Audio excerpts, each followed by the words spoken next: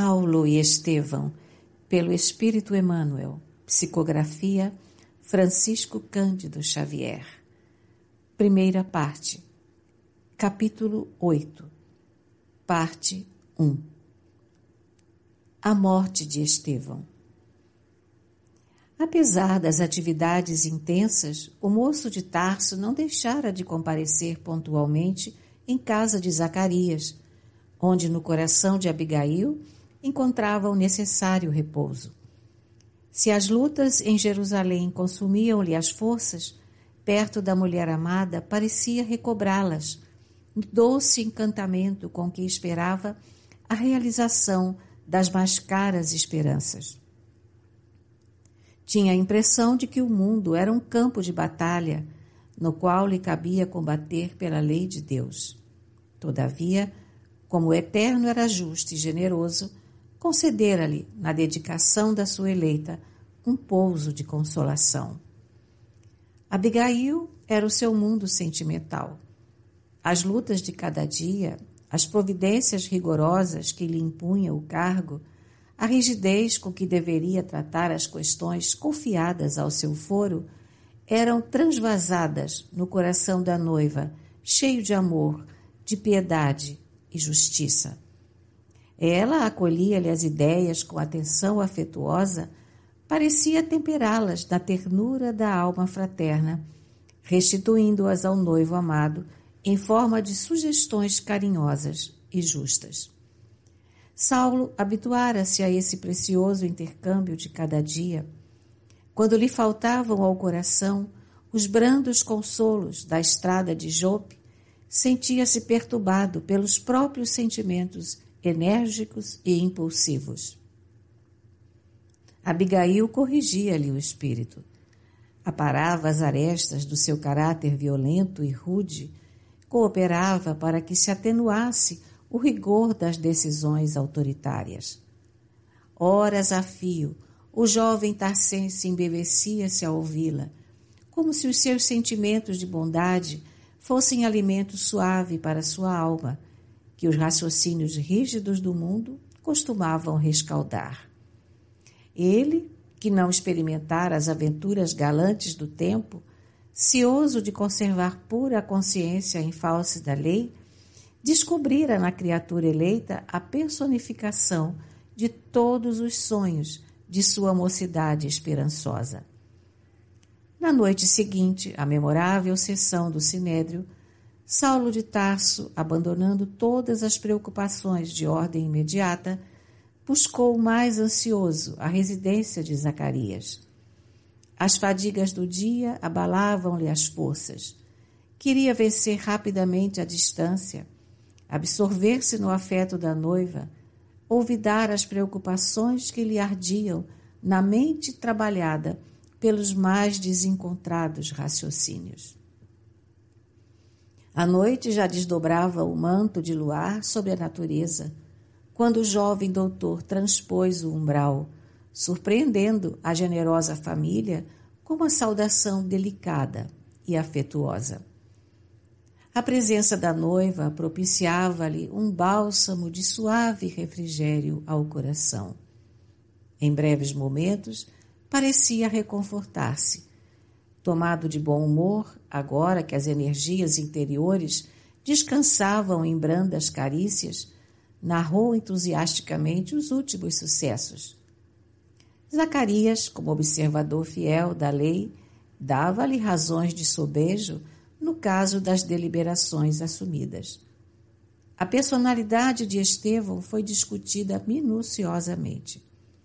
O ex-discípulo de Gamaliel, naturalmente, esclareceu o assunto a seu modo, retratando o pregador do caminho como homem inteligente e, por isso mesmo, perigoso, em virtude das ideias revolucionárias que o seu verbo fluente propagava.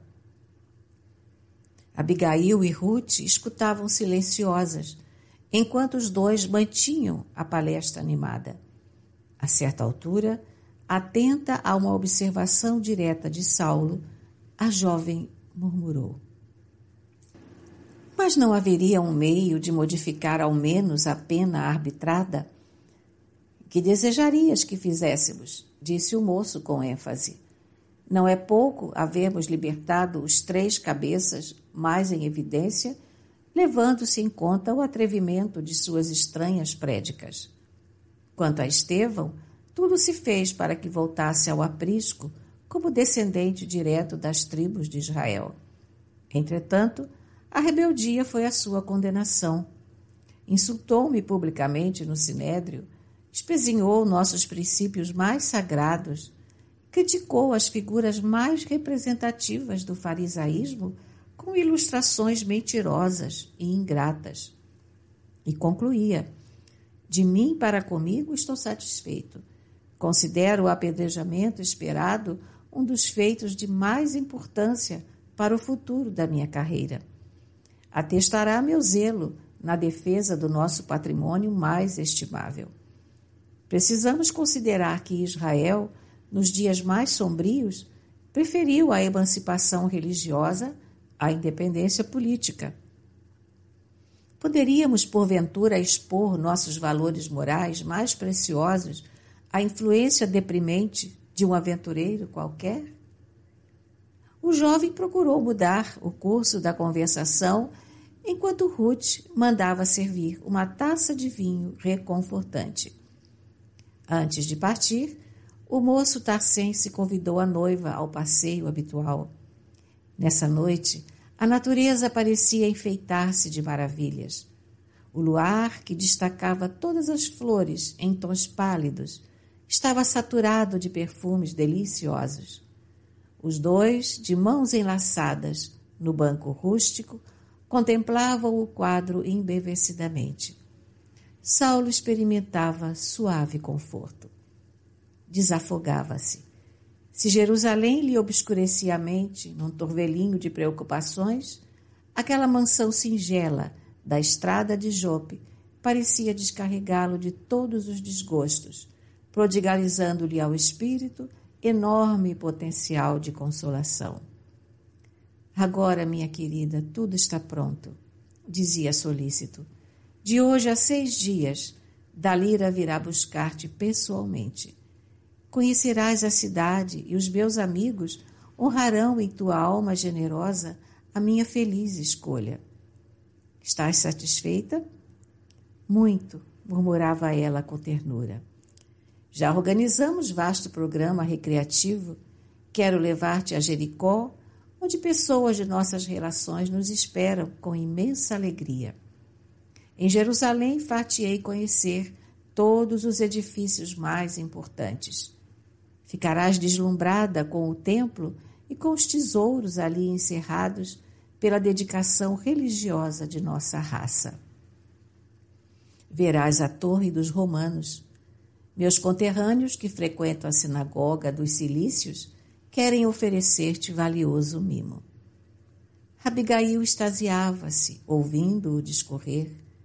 Aquele moço impulsivo e rude, a olhos estranhos, mas afetuoso e sensível na intimidade, era justamente o seu ideal, o homem esperado pela sua alma carinhosa. Ninguém poderá oferecer-me um presente mais precioso que o enviado por Deus à minha existência, com o teu coração leal e generoso, murmurou a jovem num franco sorriso. Ganhei muito mais, tornava o doutor de Tarso, recebendo a joia rara do teu afeto, que enriquecerá toda a minha vida. Às vezes, Abigail continuava com o entusiasmo próprio da juventude sonhadora.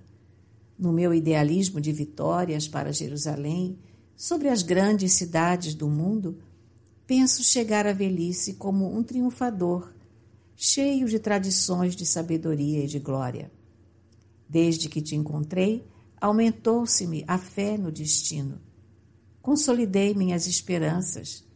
Terei teu concurso na tarefa imensa que se desdobra a meus olhos. Os romanos outorgam aos triunfadores uma coroa triunfal de louros e rosas. Se um dia Jerusalém me conceder a sua coroa triunfal, não a cingirei em minha fronte, para só deixá-la a teus pés, como tributo de amor eterno e único. Ainda hoje, prosseguiu Saulo, confiante no futuro, Gamaliel notificou-me que vai afastar-se breve do sinédrio para que eu lhe suceda no prestigioso cargo. Aí tens, querida, nossa primeira vitória de maiores proporções. Tão logo Dalila volte de Tarso, poderemos marcar o dia jubiloso das núpcias. Presumo que, em te tendo sempre ao meu lado, corrigirei meus impulsos. A tarefa ser-me-á mais leve, a existência mais fácil e mais ditosa. O lar é uma bênção e nós teremos esse lar. Nunca me senti tão venturosa, exclamou a jovem com lágrimas de alegria. Ele acariciou-lhe as mãos e, como desejava que ela compartilhasse dos seus sentimentos mais íntimos, acrescentou: chegarás conosco à cidade justamente na véspera da morte do pregador revolucionário. O ato, como de justiça, obedecerá ao cerimonial estabelecido pelos nossos costumes e eu pretendo que assistas a ele em minha companhia. Mas por quê? Perguntou ela, estremecendo ligeiramente. Porque lá encontraremos nossos amigos mais eminentes e desejo valer-me da oportunidade para apresentar-te indiretamente a todos eles. Não haveria um meio de me poupares a esse espetáculo? Insistiu timidamente. A morte de meu pai no suplício, diante da soldadesca brutal, jamais me saiu da mente. Saulo não dissimulou a contrariedade e respondeu: porventura não estarás compreendendo? O caso de Estevão é muito diferente. Trata-se de um homem sem significação para nós outros, que se arvorou em reformador sedicioso e insolente. Sua personalidade representa, de fato, a continuidade do desrespeito e do insulto à lei de Moisés, iniciados em movimento de vastas proporções por um carpinteiro alucinado de Nazaré. Achas, então, que se não deve punir o ladrão que assalta uma residência? Não merecerão castigo os que blasfemam no santuário do Eterno? A jovem, compreendendo que desagradaria ao noivo se lhe demonstrasse divergência de opinião, acrescentou: vejo que tens muita razão. Não devo discutir os teus conceitos, sábios e justos. Aliás, tenho mesmo a intenção de conquistar a amizade dos teus amigos do Sinédrio, pois não perco a esperança de sua proteção para o caso de Gesiel, logo que se ofereça uma oportunidade para novas pesquisas na Acaia. Mas ouve, Saulo, se permitires, irei quando a cerimônia estiver a findar. Está dito? Notando a boa vontade conciliatória, o moço tarcense abriu o semblante num belo sorriso de satisfação. Sim, ficamos de acordo. Espero, porém, que assistas a tudo com serenidade, segura de que eu só poderia tomar encargos justos e decisões estimáveis no cumprimento do dever. É lamentável que o prisioneiro se haja mostrado recalcitrante a ponto de me compelir a providências extremas. No entanto, podes crer que tudo fiz por evitar o derradeiro recurso. Empreguei todos os processos conciliatórios para dissuadi-lo de tão perigosas ilusões. Mas sua conduta foi de tal modo irritante que toda a transigência se tornou praticamente impossível. Trocaram-se ainda por longo tempo impressões afetuosas que a noite amiga guardava solicitamente sob o manto luminoso das estrelas.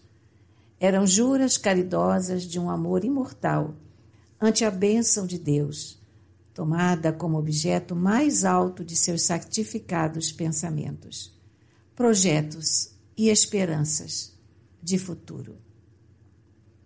Era tarde quando Saulo se despediu, regressando a Jerusalém de alma feliz.